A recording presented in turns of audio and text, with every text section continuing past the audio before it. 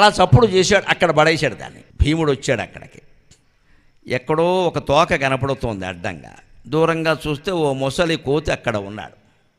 ఎవరాయా కోతి, తప్పుకో అన్నాడు ఆయన.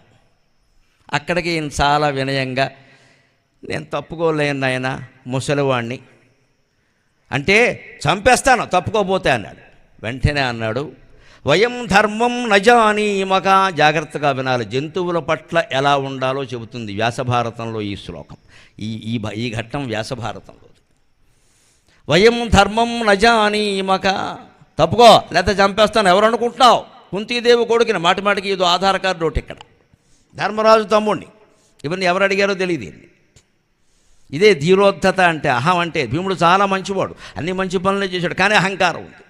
అందుకే ఒకటి గమనించాలండి, కొందరు యువకులకు ఒక అనుమానం వస్తుంది, మేము అన్నీ మంచి పనులే చేస్తాం,